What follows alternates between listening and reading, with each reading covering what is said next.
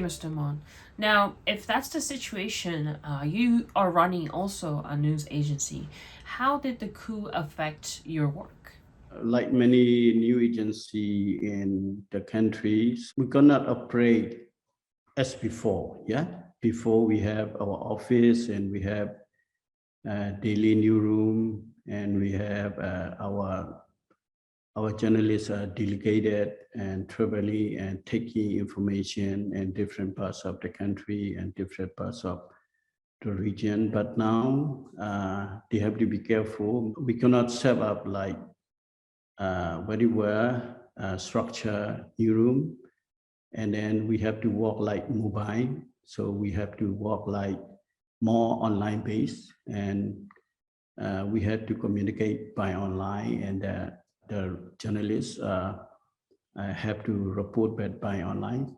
So especially now, what difficulty we face is physically, is it difficult for the video journalists? You go and shoot the video in somewhere.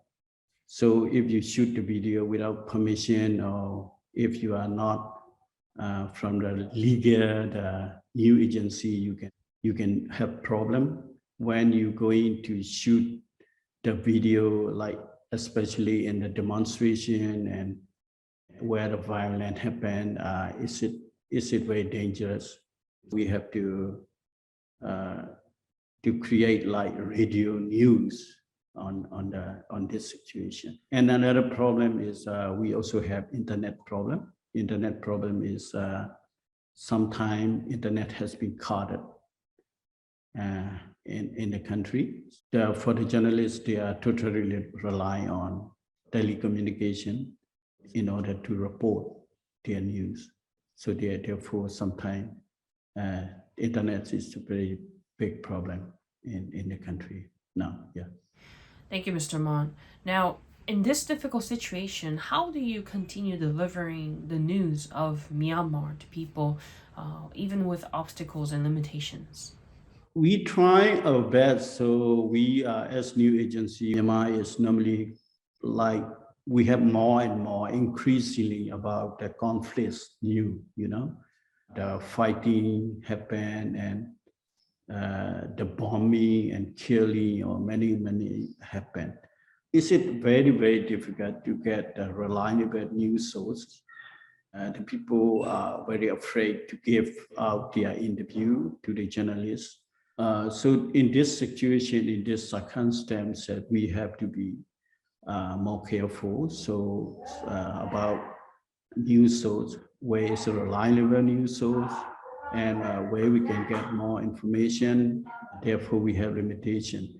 So we try our best as much as possible to balance the news of the both conflict side in the country, and we have trying to be not biased, and we trying to be follow the journalist ethics in our professional activity.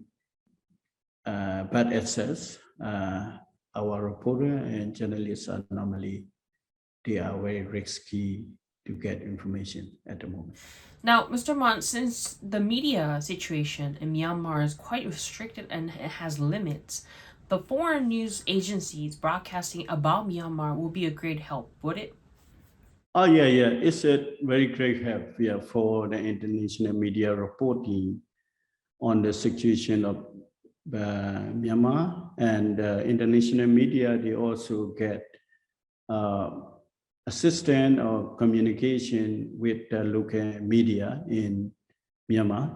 The local media also supply information for those foreign international media group. They have reported a lot about Myanmar since the coup. So like BBC, Al Jazeera, or VOA, and many different very professional the media organization has been reporting on Myanmar. So I think that is very important that people around the world, they can understand what are really happening in Myanmar, or to the people in Myanmar, and how they are facing difficult life, especially now they are very economically very hardship in the country. Because of international media reporting, I think the international community, so maybe the Western government, US government, and European government, and also the ASEAN, so they are thinking how to help the people in Myanmar who are both suffering because of COVID-19 pandemic, of economic hardship after the coup. That's it, great work, yeah, because of international media reporting, yeah. Now, Mr. Mon, what did you think about HWPL statement regarding Myanmar situation? Yes, we saw that letter like after the coup when I think I forgot, maybe in March. That's it when the peaceful demonstration are cracked down in the country. HWPL is highlight about human rights situation in the country, talking and sharing information to the HWPL network. So that's it, I think, very helpful for the people in the country. So the people are trying to start understanding and trying to pay their attention to Myanmar. So the people know what happened in the country. So how the military coup happened, why the people get out on the street and they have show opposition against the military coup and peaceful demonstration are cracked down. So these type of things are highlighted by the HWPL letter to their network around the world. It's just very helpful and very good one. Thank you, Mr. Mon. Now, regarding the statement, now HWPL as an NGO wrote the statement to let people know more about the situation of Myanmar.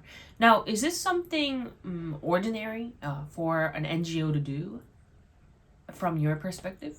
I think so. Not the UN agency and many like the INGO based in Myanmar and reporting what happening in Myanmar because of there is a need for both to stop violence. The UN agency, many government and embassy and INGO and NGO, and they are release of information as much as possible what happening really in Myanmar. And like HWPL, I think HWPL have more network internationally and to many other countries around the world who are working for peace advocacy. So I think those information reach out to many countries, I think to many their network.